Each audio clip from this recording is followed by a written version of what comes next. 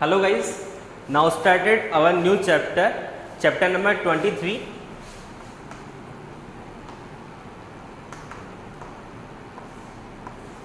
Human respiratory system. देखो human respiratory system की अगर हम लोग बात करते हैं तो सबसे पहले इसके इंट्रोडक्शन की बात करते हैं। अब इस इंट्रोडक्शन की बात करें तो पहली चीज तो इसकी डेफिनेशन की बात करते हैं। डेफिनेशन में हम लोग अगर बात करते हैं तो न्यूट्रिटिव जो एलिमेंट्स जो होते हैं, तो न्यूट्रिशन जो एलिमेंट्स जो होते हैं उसका जो ऑक्सीडेशन जो होता है उस प्रोसेस को रेस्पिरेशन कहा जाता है। यानी respiration is the process of nutritive elements oxidation process. यानी न्यूट्रिटिव एलिमेंट की जो ऑक्सीडेशन प्रोसेस जो होती है उसे हम लोग क्या कहते हैं? रेस्पिरेशन। ठीक है, अब इसकी इस डेफिनेशन को समझने से पहले हम लोग पहले इसके रिएक्शन के बारे में बात करते हैं। रिएक्शन से आपको सारी चीज समझ में आ जाएगी। नाउ स्टार्ट देखें। सबसे पहले चीज तो जैसे ग्लूकोज, अब न्यूट्रिटिव एलिमेंट्स जो होता है, मेन जो न्यूट्रिटिव एलिमेंट्स जो होता है हमारी बॉडी के अंदर वो ग्लूकोज होता है। तो C6H12O6 6O2 से रिएक्ट करेगा और रिएक्ट करके दो प्रोडक्ट को यानी दो प्रोडक्ट का फॉर्मेशन होगा 6CO2 एंड 12H2O और 686 किलो कैलोरीज जो एनर्जी होगी वो एक्सप्रेस होगी। ठीक है, इसको हम लोग 38 ATP भी बोल सकते हैं। यानी 38 ATP यानी 1 ग्लूकोज का जो मॉलिक्यूल जो होता है उसके ऑक्सीडेशन से CO2 H2O और 686 किलो कैलोरी एनर्जी और या फिर उसको 38 ATP जो होता है उस फॉर्म में लिख सकते हैं। तो इतनी सारी किलो कैलोरी एनर्जी जो होगी वो प्रोड्यूस होगी 1 मॉलिक्यूल ग्लूकोज से। तो ये हमारी रेस्पिरेशन की रिएक्शन। अब बात करते हैं टाइप्स ऑफ रेस्पिरेशन की। यानी रेस्पिरेशन के अगर टाइप्स की अगर हम बात करते हैं, ये टाइप्स की बात करते हैं। रेस्पिरेशन के टाइप्स में अगर हम बात करें तो दो टाइप हमारे सामने आते हैं। सबसे पहला टाइप जो आता है वो आता है एक्सटर्नल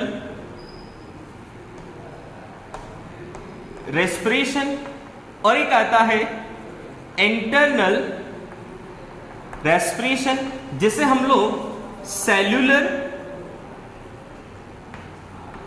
रेस्पिरेशन भी बोल सकते हैं। सबसे पहले बात करते हैं एक्सटर्नल रेस्पिरेशन की।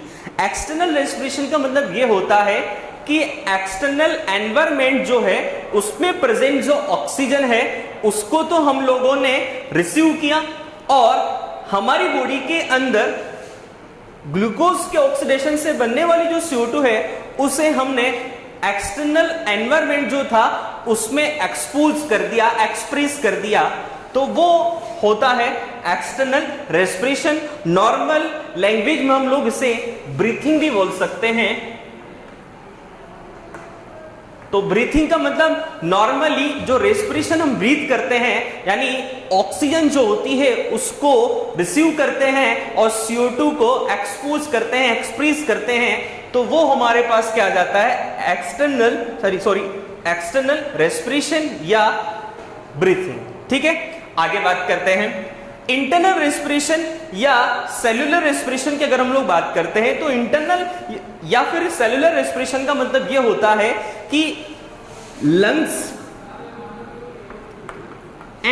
यानी लंग्स और ब्लड, अगर लंग्स और ब्लड के बीच O2 CO2 का एक्सचेंज होता है या फिर ब्लड टू सेल्स, इन दोनों के बीच O2 CO2 का एक्सचेंज अगर होता है, लंग्स टू ब्लड और ब्लड टू सेल्स, इन दोनों के बीच O2 CO2 का जो एक्सचेंज जो होता है उसे बोलते हैं इंटरनल रेस्पिरेशन या फिर सेल्यूलर रेस्पिरेशन। दोनों बातें आप लोगों को समझ में आ चुकी होंगी। अब आगे बात करते हैं O2 की प्रेजेंस और एब्सेंस में जो रेस्पिरेशन होता है वो दो टाइप का होता है। एक तो होता है हमारे पास एरोबिक रेस्पिरेशन और एक होता है एरोबिक रेस्पिरेशन। एनारोबिक रेस्पिरेशन की बात करें, अगर O2 की एब्सेंस में रेस्पिरेशन होता है तो वो एनारोबिक बोला जाता है, और ऑक्सीजन की प्रेजेंस में अगर होता है तो वो एरोबिक रेस्पिरेशन बोला जाता है। यानी ऑक्सीजन की प्रेजेंस में तो एरोबिक और ऑक्सीजन की एब्सेंस में एनारोबिक। अब एनारोबिक जो रेस्पिरेशन होता है, बहुत से जैसे बैक्टीरिया, वायरस, इन सब में एनारोबिक रेस्पिरेशन होता है। कभी कभी एनारोबिक रेस्पिरेशन ह्यूमन बॉडी में भी हो जाता है, जैसे ग्लूकोज का ऑक्सीजन के एब्सेंस में अगर रेस्पिरेशन अगर होता है तो लैक्टिक अम्ल का फॉर्मेशन यानी लैक्टिक एसिड जो होता है उसका फॉर्मेशन होता है। ये वाली रिएक्शन वहां पर कंप्लीट नहीं होती क्योंकि ऑक्सीजन नहीं है, तो डायरेक्ट जो CO यानी जो ग्लूकोज जो होता है वो डायरेक्ट लैक्टिक एसिड में फॉर्मेट हो जाता है। लैक्टिक एसिड में फॉर्मेट यानी लैक्टिक एसिड जो होता है उसका मैन्युफैक्चर करता है। तो ये सारी बातें हमारे पास थी। अब एरोबिक रेस्पिरेशन यानी ऑक्सीजन की प्रेजेंस में होने वाला रेस्पिरेशन जो हम लोगों ने ये वाली रिएक्शन पढ़ी, ठीक है। अब बात करते हैं कि जो ह्यूमन रेस्पिरेटरी सिस्टम जो होता है वो क्या होता है। तो ह्यूमन रेस्पिरेटरी सिस्टम का पहले डायग्राम के बारे में बात करते हैं, फिर डायग्राम के बाद उससे रिलेटेड जो भी ऑर्गन्स है उनका चार्ट बनाते हैं। तो चलिए बात करते हैं। चलिए अब ह्यूमन रेस्पिरेटरी सिस्टम जो है उसका डायग्राम बनाते हैं।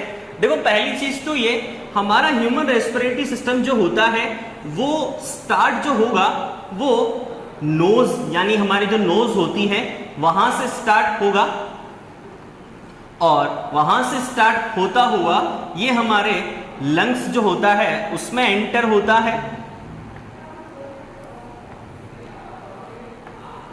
देखो ये है एक्सटर्नल नेजल पोर, ये नेजल पाथ या फिर इन्हें हम लोग नेजल कैविटी भी बोल सकते हैं, नेजल कैविटी। और यहां पर इंटरनल नेजल पोर, ठीक है। अब ये वाला जो पोर्शन आता है ये फेरिंक्स वाला पोर्शन आता है, और फेरिंक्स जो होते हैं उसके 3 पार्ट्स होते हैं, नेजोफेरिंक्स, ओरोफेरिंक्स और लैरिंगोफेरिंक्स। तो यहां पर ये वाला जो पोर्शन होता है ये हमारा लैरिंक्स होता है। लैरिंक्स जो होता है ये वाला पोर्शन जो होता है वो लैरिंक्स होता है। अब लैरिंक्स जो होता है इसके ठीक ऊपर एक कार्टिलेज से बनी स्ट्रक्चर पाई जाती है जिसे एपिग्लोटिस बोलते हैं, ठीक है। और एपिग्लोटिस के जस्ट नीचे एक पोर होता है, इस पोर को बोलते हैं ग्लोटिस, ठीक है। और ये हमारा नीचे वाला जो लैरिंक्स की नीचे वाली जो ट्यूब लाइक स्ट्रक्चर होती है इसे बोलते हैं ट्रेकिया। और ट्रेकिया में सी शेप के विशेष यानी सी शेप जो होता है उस सी शेप की कुछ स्ट्रक्चर प्रेजेंट होती हैं जो ट्रेकिया को पिचकने से बचाती है। यानी ये ट्रेकिया जो होता है उसको पिचकने से रोकने का जो वर्क होता है वो सी शेप की कुछ छल्ले होते हैं, उन छल्लों से वो रोका जाता है, स्ट्रिप्स होती हैं, ठीक है। अब ये हमारा जो ट्रेकिया होता है वो 2 पार्ट्स में डिवाइड हो जाता है, ठीक है। ये 2 पार्ट्स जो होते हैं वो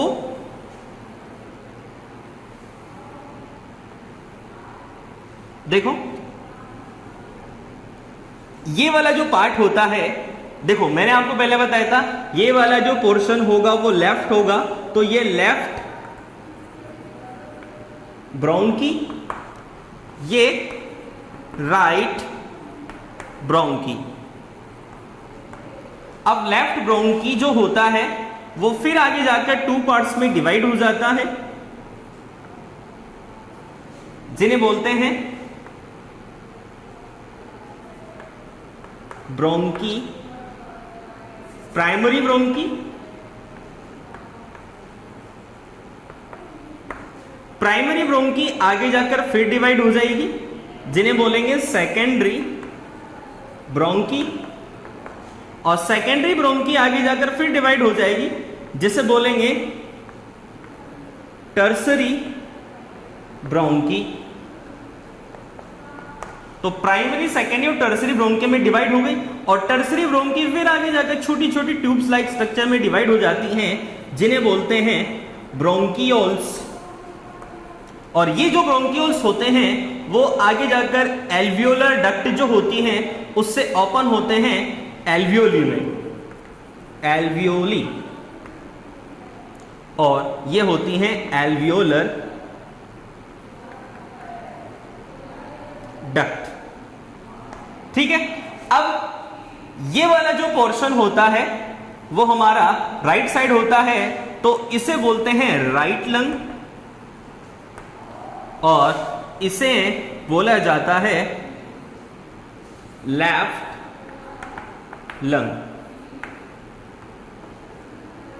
अब देखो राइट लंग और लेफ्ट लंग जो होता है, तो राइट लंग वाला जो पोर्शन होता है वो 3 लोब में डिवाइड होता है। ये होती है एंटीरियर, ये होती है मीडियन लोब, और ये होती है पोस्टीरियर लोब। और जो लेफ्ट वाला जो लंग होता है वो 2 पार्ट यानी 2 लोब जो होती है उनमें डिवाइड होता है, या पहला है एंटीरियर लोब और दूसरा है पोस्टीरियर लोब। अब जो दोनों लंग्स जो होते हैं उनमें से राइट साइड वाला जो लेफ्ट साइड वाला जो लंग होता है वो बड़ा होता है और राइट साइड वाला लंग छोटा होता है। ऐसा ध्यान बिल्कुल मत रखना, इसमें 3 लोब है तो ये वाला बड़ा है, बड़ा वाला लेफ्ट लंग है, ये छोटा वाला है। देखो अब जो चीज बड़ी होती है वो जो चीज बड़ी होती है, यानी देखा जाए तो जैसे ये अगर बड़ा है, ये लार्ज है, तो इसका मतलब क्या होगा, जो चीज लंबी होती है तो वो क्या होगी, कंप्रेस होगी। ठीक है, और जो चीज छोटी है तो उसकी विड्थ क्या होगी, लार्ज होगी। तो इसकी विड्थ लार्ज होती है, इसकी विड्थ स्मॉल होती है। ठीक है, आगे बात करते हैं। अब देखो ये जो इसके चारों तरफ कवरिंग जो होती है इसे बोलते हैं प्लूरा, प्लूरा। ठीक है, और प्लूरा जो होता है इसकी जो, अब देखो प्लूरा और लंग्स दोनों के बीच की जो कैविटी जो होती है उसे बोलते हैं प्लूरल कैविटी, और प्लूरल कैविटी में क्या भरा होता है, प्लूरल फ्लूइड। ठीक है, जो डैमेज होने से बचाता है। आगे डिटेल से बात करेंगे इसके बारे में, अभी हम लोग केवल स्ट्रक्चर के बारे में बात कर रहे हैं। तो ये हमारे स्ट्रक्चर थी। अब देखो डायफ्राम के जस्ट ऊपर होते हैं, तो ये डायफ्राम। अब यहां पर जो लेफ्ट वाला जो लंग होता है उस लेफ्ट साइड में हमारे पास हार्ट भी प्रेजेंट होता है। तो हार्ट वाली जो जगह होती है वहां पर एक छोटी सी नोच बन जाती है जिसे कार्डियक नोच कहा जाता है, और इस नोच वाले पार्ट पोर्शन जो होता है उसमें हार्ट हमारा प्रेजेंट होता है। ठीक है, ये हमारे पास जो हमारा रेस्पिरेटरी सिस्टम जो होता है उसके बारे में डायग्राम है। इस डायग्राम को दोबारा देख लेते हैं। एक्सटर्नल नेजल पोर जो होता है वो ओपन होता है नेजल पाथ या नेजल कैविटी में। नेजल कैविटी जो ओपन होगी वो इंटरनल नेजल पोर में, और इंटरनल नेजल पोर जो होता है वो ओपन होता है फेरिंग्स में। और फेरिंग्स के 3 पार्ट होते हैं, नेजोफेरिंग्स, ओरोफेरिंग्स और लैरिंगोफेरिंग्स। और जो फेरिंग्स जो होता है वो ओपन होगा हमारे ग्लोटिस वाले पार्ट में, और ग्लोटिस ओपन होगा ट्रेकिया में। ग्लोटिस वाला जो पोर्शन होता है वहां पर लैरिंग्स प्रेजेंट होता है, और लैरिंग्स वाला जो पोर्शन होता है वहां पर कुछ कार्टिलेज, जो कार्टिलेज जो होता है उनसे मैन्युफैक्चर्ड कुछ स्ट्रक्चर्स प्रेजेंट होती हैं। तो जब लैरिंग्स पढ़ेंगे वहां बात करेंगे। एपिग्लोटिस होता है कार्टिलेज से बना हुआ, ठीक है, जो क्या करता है कि एयर जो होती है उसी को ग्लोटिस में एंटर करवाता है, कोई फूड मटेरियल जो होता है उसको एंटर नहीं करने देता है। ठीक है, अब हमारे पास जो ट्रेकिया जो होता है वो आगे जाकर 2 पार्ट्स में डिवाइड होता है जिन्हें ब्रोंकी कहते हैं। ये प्राइमरी ब्रोंकी सेकेंडरी ब्रोंकी में डिवाइड होगी, सेकेंडरी ब्रोंकी टर्सरी ब्रोंकी में डिवाइड होगी, और टर्सरी ब्रोंकी जो होगी वो आगे जाकर ब्रोंक्यूल्स में डिवाइड हो जाएगी। ब्रोंक्यूल जो होगा वो एल्वियोलर डक्ट में खुलेगा, और एल्वियोलर डक्ट जो होगा वो एल्वियोलीज में खुलेगा। ठीक है, और एल्वियोलीज ऐसी बहुत सारे एल्वियोलीज से मिलकर ही एल्वियोली जो होती है वो लंग की स्ट्रक्चरल एंड फंक्शनल यूनिट होती है। और आगे अगर हम लोग बात करते हैं तो 5 to 7 करोड़ जो एल्वियोलीज जो होती हैं वो हमारे लंग्स, एक लंग में प्रेजेंट होती हैं। आगे हम लोग अगर बात करते हैं तो लेफ्ट और राइट लंग की बात करें तो लेफ्ट साइड का जो लंग होता है वो बड़ा होता है और इसकी विड्थ कम होती है, और राइट साइड का लंग जो होता है वो छोटा होता है तो विड्थ इसकी ज्यादा होती है। उसके बाद इसके चारों तरफ कवरिंग जो होती है वो प्लूरा की होती है। प्लूरा और लंग के बीच जो कैविटी होती है उसको प्लूरल कैविटी कहते हैं, और दोनों के अंदर यानी जो प्लूरल कैविटी जो होती है उसके अंदर प्लूरल फ्लूइड भरा होता है। ठीक है, तो ये हम लोगों ने बात करी हमारे ह्यूमन रेस्पिरेशन सिस्टम की। अब हम लोग बात करते हैं कंप्लीट इसके अलग अलग पोर्शन की बात करते हैं। तो पहले चार्ट बनाते हैं और चार्ट बना के ये देखते हैं कि कौन कौन से पार्ट जो होते हैं वो कैसे कैसे प्रेजेंट होते हैं। तो चलिए बात करते हैं, चार्ट बनाते हैं। देखो रेस्पिरेशन जो होता है उसमें जो ऑर्गन है उन ऑर्गन्स के बारे में चार्ट बना के समझते हैं। तो देखो ये हमारा रेस्पिरेटरी सिस्टम, और रेस्पिरेटरी सिस्टम जो होता है उसको 3 पार्ट्स में डिवाइड करके पढ़ते हैं। सबसे पहला जो पोर्शन आता है हमारा वो आता है वैस्कुलर रेस्पिरेटरी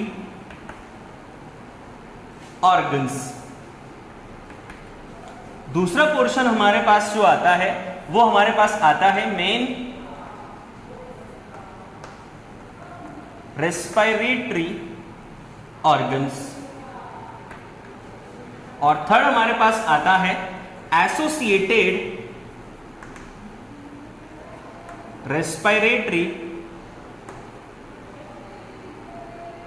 ऑर्गन्स।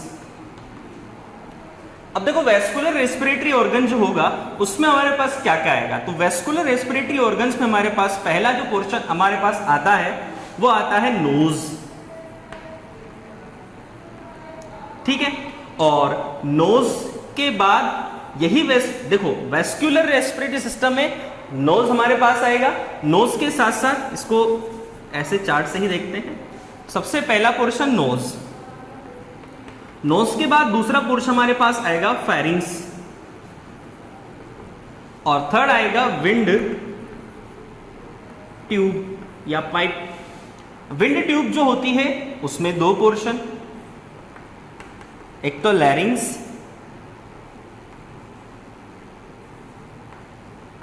और एक ट्रैकिया। मेन रेस्पिरेटरी जो ऑर्गन होगा उसमें ओनली लंग्स आएगा, और एसोसिएटेड रेस्पिरेटरी जो ऑर्गन होगा उसमें हमारे पास आएगा रिब्स एंड डायफ्राम। ठीक है, तो यही चीजें हम लोगों को ध्यान रखनी है। एक चीज और मैंने आप लोगों को स्टार्टिंग में बताया नहीं, रेस्पिरेटरी जो सिस्टम होता है उसके ओरिजिन की बात करें तो इसका ओरिजिन जो होता है वो एंडोडर्म। हम लोगों ने डाइजेस्टिव सिस्टम पढ़ लिया था। डाइजेस्टिव सिस्टम जो था उसका रेस्पिरेटरी जो उसका जो ओरिजिन था वो हमारे पास था एक्टोएंडोडर्म, और यहां पर रेस्पिरेटरी और जो ऑर्गन है उनका है एंडोडर्म। यानी जितने भी ऑर्गन हैं उन सभी ऑर्गन की जो ओरिजिन है वो एंडोडर्म से हुई है। तो ये चीज आप लोग ध्यान रखें। अब हम लोग इन सभी जो पार्ट्स हैं इनमें से सबसे पहले वेस्कुलर रेस्पिरेटरी ऑर्गन्स के बारे में बात करेंगे। तो वेस्कुलर रेस्पिरेटरी जो ऑर्गन होता है उसमें सबसे पहले हम लोग बात करते हैं नोज की। ठीक है, तो चलिए स्टार्ट करते हैं, सारे के सारे डिटेल से बात करते हैं सारे जो ऑर्गन्स उनके बारे में। तो चलिए स्टार्ट करते हैं। सबसे पहले हमारे पास आता है नोज। तो नोज की अगर हम लोग बात करें तो नोज जो होता है वो सबसे मेन पार्ट होता है रेस्पिरेशन का, क्योंकि एक्सटर्नल एनवायरनमेंट जो है उससे ऑक्सीजन को रिसीव करने का वर्क जो होता है वो नोज का होता है, और CO2 को वापस एक्सपोज करने का या एक्सप्रेस करने का वर्क भी नोज का ही होता है। तो नोज सबसे इंपॉर्टेंट है। तो नोज की अगर हम लोग बात करें तो सबसे पहली चीज तो नोज का जो एंटीरियर पार्ट जो होता है उस एंटीरियर पार्ट में 2 पोर्स होते हैं जिन्हें एक्सटर्नल नेजल पोर कहा जाता है। तो 1 पेयर में एक्सटर्नल नेजल पोर होते हैं, और ये एक्सटर्नल नेजल पोर जो होते हैं वो O2 और CO2 जो होती हैं उसके एक्सचेंज का वर्क करते हैं। यानी कुल मिला के रेस्पिरेटरी सिस्टम जो होता है उसको एक्सटर्नल एनवायरनमेंट से कनेक्ट करने का जो वर्क होता है वो एक्सटर्नल नेजल पोर का ही होता है। तो देखो नोज की बात करते हैं तो नोज को भी हम लोग 3 पार्ट में पढ़ेंगे। तो पहला जो पार्ट अगर आता है इसका वो आता है हमारे पास एक्सटर्नल नेजल पोर। सेकेंड पार्ट हमारे पास आता है नेजल पाथ, जिसे नेजल पाथ के साथ साथ नेजल कैविटी भी बोल सकते हैं, नेजल कैविटी। और थर्ड हमारे पास आता है इंटरनल नेजल पोर। तो चलिए स्टार्ट करते हैं। सबसे पहले एक्सटर्नल नेजल पोर जो वन पैर में होता है, जो एक्सटर्नल जो एनवायरनमेंट होता है उसकी ऑक्सीजन को रिसीव करता है और जो CO2 होती है उसको एक्सपोज या एक्सप्रेस करने का वर्क करता है। उसके बाद नेजल पाथ या नेजल कैविटी की अगर हम लोग बात करते हैं तो नेजल पाथ और नेजल कैविटी के बारे में आप लोगों को ध्यान रखना है कि नेजल जो पाथ होता है वो एक cavity like structure, tube like structure होती है जो 2 ट्यूब में डिवाइड होती है। अब ये जो नेजल कैविटी या नेजल पाथ जो होता है वो 2 ट्यूब में डिवाइड क्यों होता है? क्योंकि बीच में इन दोनों के मीडिएटर जो पार्ट होता है उस मीडिएटर पार्ट में एक सेप्टम पाया जाता है जिसे बोलते हैं नेजल सेप्टम। अब ये जो नेजल सेप्टम जो होता है वो नेजल पाथ या नेजल कैविटी को 2 पार्ट्स में डिवाइड करता है, 2 ट्यूब लाइक स्ट्रक्चर में डिवाइड करता है। उसके बाद अगर हम लोग आगे बात करते हैं तो इस नेजल पाथ का जो पोस्टीरियर जो पार्ट होता है उस पोस्टीरियर पार्ट में जिगजैग फॉर्म में एक बोन प्रेजेंट होती है जिसे बोलते हैं टर्बाइनल बोन। और ये जो टर्बाइनल जो बोन होती है वो करती क्या है, अब देखो आप लोगों ने देखा होगा कि जैसे समर का या विंटर का, तो समर में जो एयर होती है वो काफी ज्यादा हॉट होती है और जो विंटर जो सीजन होता है उसमें काफी ज्यादा कोल्ड होती है। लेकिन जब हम ब्रीथ करते हैं तो हमें केवल एक्सटर्नल नेजल पोर तक पता रहता है कि जो एयर है वो हॉट है या कोल्ड है, लेकिन उसके बाद नेजल पाथ में जाने के बाद हमें बिल्कुल भी पता नहीं लगता। तो वो किस लिए नहीं लगता? क्योंकि जिगजैग फॉर्म में कौन प्रेजेंट होती है? टर्बाइनल बोन, जिसका वर्क यही होता है टेम्परेचर यानी एयर जो होती है उस एयर के जो टेम्परेचर होता है उसको कंट्रोल करने का वर्क कौन करता है? टर्बाइनल बोन करती है। ठीक है, आगे बात करते हैं। अब हमारे जो नेजल पोर जो यानी जो नेजल पाथ या नेजल कैविटी जो होती है उस नेजल पाथ या नेजल कैविटी में स्पेशल कुछ स्ट्रक्चर भी प्रेजेंट होती हैं। तो वो स्पेशल स्ट्रक्चर क्या होती हैं उसके बारे में बात करते हैं। तो पहली चीज तो हम इसको क्लियर कर लेते हैं ताकि हमें बिल्कुल समझ में आ जाएगा। देखो ये नेजल पाथ जो होता है या नेजल कैविटी जो होती है वो 3 बोन से फॉर्म्ड होती हैं। और वो 3 बोन कौन कौन सी होती हैं? पहली बोन जो होती है वो हमारे पास होती है नेजो टर्बाइनल बोन, एक होती है मैक्सिलो टर्बाइनल बोन, एक होती हैं एथेमो टर्बाइनल बोन। अब एक चीज और होती है, जो नेजल पाथ जो होता है उसमें कुछ हेयर्स, हमारे जो नोज होती है नोज के अंदर कुछ हेयर्स होते हैं। हेयर्स के साथ साथ ऑयल ग्लैंड्स, और ऑयल ग्लैंड के साथ साथ कुछ स्वेट ग्लैंड्स प्रेजेंट होती हैं जो स्वेट का सीक्रेशन करती हैं। तो स्वेट ग्लैंड्स, कुछ रोम्स ऑयल ग्लैंड्स प्रेजेंट होते हैं। और इसी नेजल पाथ जो होता है वो ऑल्फैक्टरी, एपिथेलियम सेल से फॉर्म्ड होती हैं, जिसकी वजह से स्मेलिंग जो कैपेसिटी जो होती है वो हमारी नोज में प्रेजेंट होती है। तो smelling capacity olfactory epithelium cells की वजह से होती है। ये सारी चीज इसमें प्रेजेंट होती है। और नेजल पाथ जो होता है 3 बोन से फॉर्म्ड होता है। तो ये थी नेजल पाथ के बारे में। अब हमारा अगला जो टॉपिक आता है वो आता है इंटरनल नेजल पोर। ये भी वन पेयर होते हैं और वन पेयर होने के साथ साथ जो फेरिंग्स वाला जो पार्ट होता है उस फेरिंग्स वाले पार्ट में ये दोनों जो पोर्स होते हैं वो ओपन होते हैं। तो इसका मतलब नोज जो होगी वो इंटरनल नेजल पोर के थ्रू।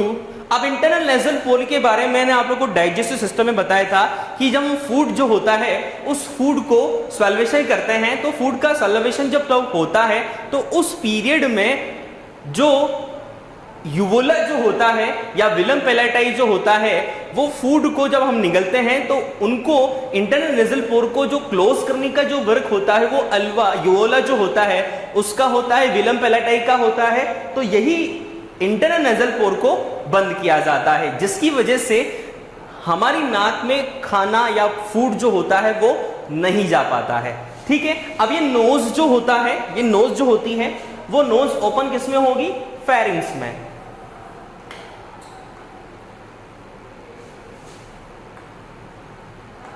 अब फेरिंग्स सेकंड पार्ट आता है। फेरिंग्स के बारे में अगर हम लोग बात करते हैं तो सबसे पहली चीज तो ये इंटरनल नेजल पोर जो होगा वो ओपन होगा फेरिंग्स वाले पार्ट में, और फेरिंग्स जो होता है वो फूड और एयर का कॉमन पाथ होता है। और उसके साथ साथ ये फेरिंग्स जो होता है वो 3 पार्ट्स में डिवाइड होता है।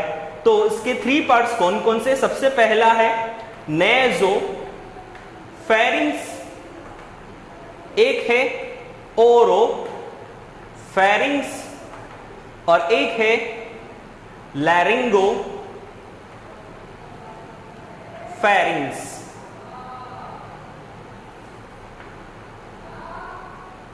अब देखो नेजोफेरिंग्स, ओरोफेरिंग्स और लैरिंगोफेरिंग्स। नेजोफेरिंग्स नेजल वाला जो नोज जो होती है इंटरनल नेजल पोर जहां प्रेजेंट होते हैं वो नेजोफेरिंग्स। ओरोफेरिंग्स जो होता है, जो माउथ वाला जो पोर्शन होता है वो ओपन जो होता है वो ओरोफेरिंग्स। और जो यहां पर जिसे हम लोग लैरिंग्स कहा जाता है, तो लैरिंग्स आप लोग जानते हो जिसे कंठ कहा जाता है, तो ये हमारा जो लैरिंग्स जो होता है, लैरिंग्स वाला पोर्शन।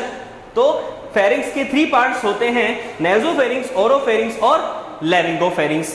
तो ये थी फेरिंग्स के बारे में बात। अब तीसरा पोर्शन जो आता है वेस्कुलर रेस्पिरेटरी ऑर्गन्स में, वो हमारे पास आता है विंड ट्यूब। और विंड ट्यूब के बारे में हम लोग पढ़ने से पहले इसका डायग्राम बनाते हैं ताकि हमें इसकी सारी चीजें समझ में आ जाए, क्योंकि विंड ट्यूब जो है उसके 2 पार्ट्स हैं। पहला पार्ट हमारे पास लैरिंग्स है और दूसरा पार्ट हमारे पास ट्रेकिया है। तो दोनों को समझने के लिए हम लोग उसको डायग्राम से समझते हैं। तो चलिए इसका डायग्राम बनाते हैं।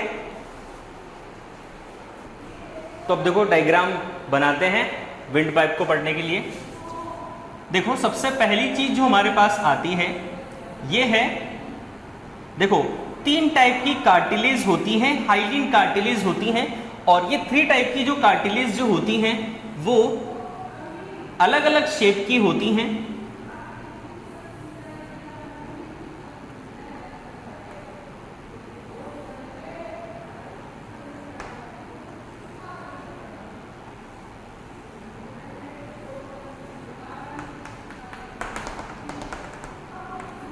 ये हमारा ट्रेकिया होता है जिसमें शी शेप के रिंग्स प्रेजेंट होती हैं, ये रिंग्स होती हैं। और रिंग्स जो होती हैं अगर इनके नंबर्स की बात करें तो 16 to 20 इनके नंबर्स होते हैं। ये ट्रेकिया वाला पार्ट होता है। ट्रेकिया का जस्ट अपर पार्ट जो होता है वो मॉडिफाई होता है और मॉडिफाई होके वो लैरिंग्स का फॉर्मेशन करता है। तो लैरिंग्स जो होता है उस लैरिंग्स में 3 टाइप की हाइलिन कार्टिलेज प्रेजेंट होती हैं, जिसमें से सबसे पहली है ये वाली थायरॉइड कार्टिलेज, ये है एरिकिनॉइड,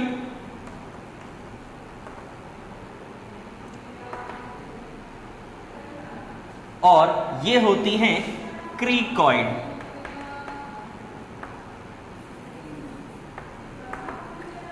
थायरॉइड, क्रिकॉइड, एरिकिनॉइड कार्टिलेज, यहां पर ये चेंबर होता है जिसे वोकल चेंबर बोलते हैं। वोकल चेंबर का जो पोर होता है उसे वो ग्लोटिस बोलते हैं, ग्लोटिस।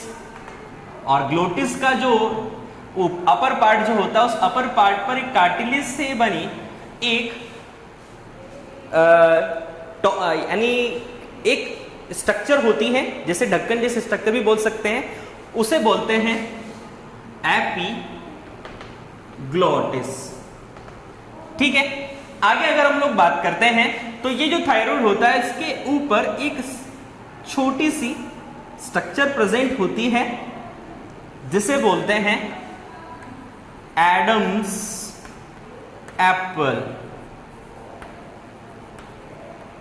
ठीक है, आगे बात करें एरेकिनोइड जो होती है उसके ऊपर एक होती है कार्टिलेज ऑफ सेंट्रोनी।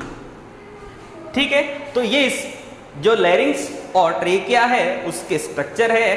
तो विंड ट्यूब जो होती है उसको पढ़ने के लिए इस डायग्राम की बहुत ज्यादा आवश्यकता होती है, यानी बहुत ज्यादा रेस्पॉन्सिबल होता है। अब देखो, सबसे पहले बात करते हैं हम लोग लैरिंक्स की। जो विंड ट्यूब है उस विंड ट्यूब में सबसे पहला जो पार्ट आता है हमारा, वो हमारे पास आता है लैरिंक्स।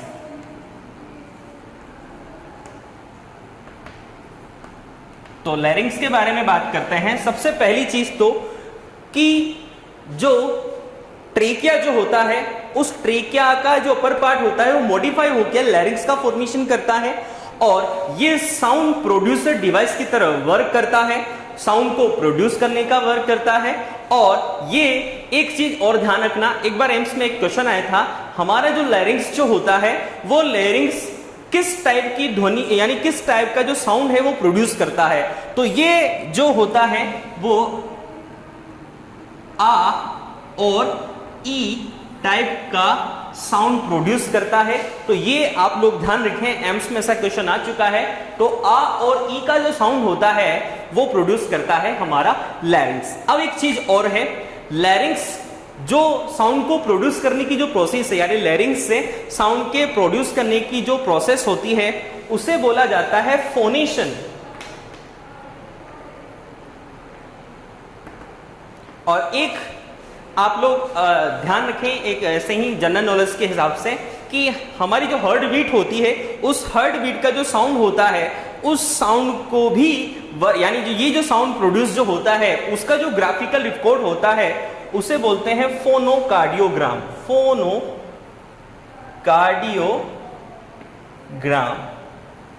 तो ये चीज और आप लोग ध्यान रखें। आगे हम लोग अगर बात करते हैं तो देखो, जो लैरिंक्स जो होता है, इस लैरिंक्स से रिलेटेड जो बर्ड्स होती हैं, बर्ड्स में लैरिंक्स ना प्रेजेंट होकर बर्ड्स में एक स्पेशल स्ट्रक्चर प्रेजेंट होती है जिसे बोलते हैं सेरिंग्स। तो ध्यान रखें, जो बर्ड्स जो होती हैं, एवीज जो क्लास होती है, उस एवीज क्लास में जितने भी एनिमल्स होते हैं उनमें लैरिंक्स के जगह सेरिंग्स होता है। इसकी वजह से वो साउंड प्रोड्यूस करते हैं, सेरिंग्स की वजह से। आगे और चीज ध्यान रखें, अब देखो, यानी उनमें लैरिंक्स तो होगा, लैरिंक्स के साथ साथ एक और स्ट्रक्चर होगी सेरिंग्स। ठीक है, लेकिन मोर डेवलप्ड जो होते हैं वो मैमल्स में, ह्यूमन बीइंग जो होता है उनका जो लैरिंक्स होता है वो बहुत ज्यादा डेवलप्ड होता है। ठीक है, अब आगे बात करते हैं।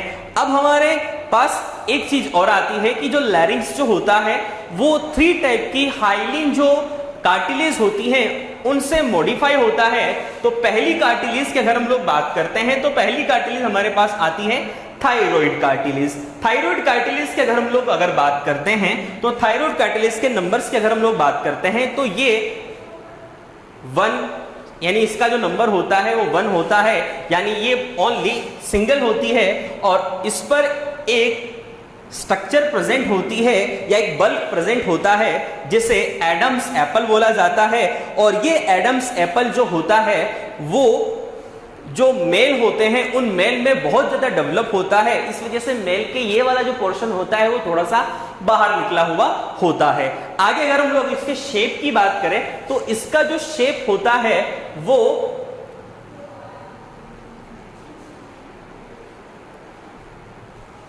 तो देखो, ये जो थायराइड कार्टिलेज जो होती है इसके शेप की अगर हम लोग बात करते हैं तो इसका जो शेप होता है वो वी शेप होता है।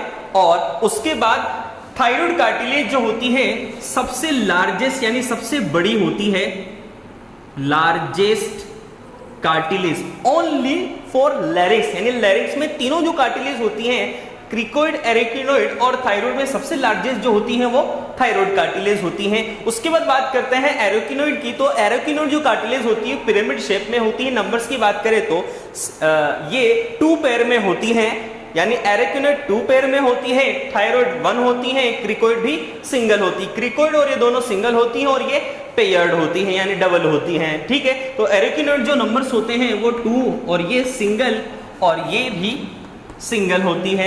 एरेकिनोइड का जो ऊपरी पार्ट जो होता है वो थोड़ा सा बल्की होता है, फूला हुआ होता है। तो इस फूले हुए पार्ट जो होते हैं उसे बोलते हैं कार्टिलेज ऑफ सेंट्रोनी।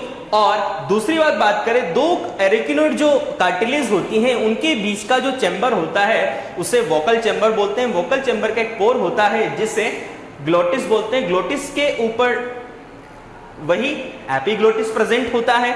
आगे हम लोग बात करते हैं क्रिकोइड, ये रिंग लाइक स्ट्रक्चर होती है, सिंगल स्ट्रक्चर होती है। और अब उसके बाद बात करते हैं जो यानी जो वोकल चेंबर जो होता है, इस वोकल चेंबर में 2 टाइप के वोकल कॉर्ड प्रेजेंट होते हैं। ये होते हैं फॉल्स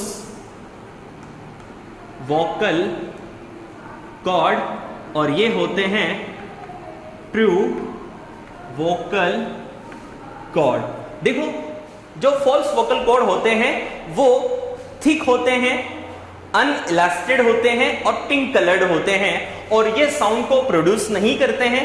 ट्रू वोकल कॉर्ड जो होते हैं वो थिन होते हैं, इलास्टेड होते हैं और साउंड को प्रोड्यूस करते हैं और वाइट कलर के होते हैं, ठीक है। ये तो हो गई सारी बात। अब एक चीज और आप लोगों को ध्यान रखनी है, मेल और फीमेल। देखो, मेल जो होता है उस मेल के जो वोकल कॉर्ड जो होते हैं वो थिक होते हैं, ठीक है, और इनकी लेंथ 2.7 सेंटीमीटर होती है और जो फीमेल होते हैं उनकी लेंथ होती है 1.7 सेंटीमीटर। ये थिक और ये थिन होते हैं।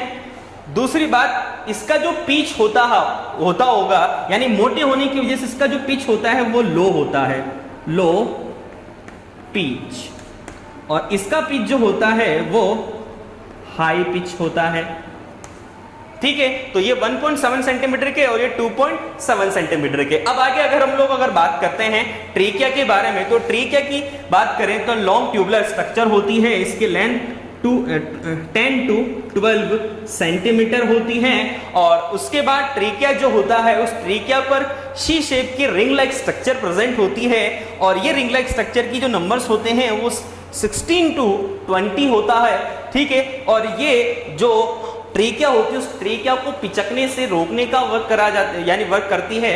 दूसरी बात, एक चीज आप लोगों को ध्यान रखनी है, ट्रीकिया आगे जाकर डिवाइड होकर 2 ब्रोंकी में डिवाइड होता है और अपने अपने जो तरफ के जो लंग्स होते हैं उनमें जाकर वो ब्रोंकी एंटर हो जाती है। तो आज के लिए इतना ही, चलिए कल बात करते हैं आगे।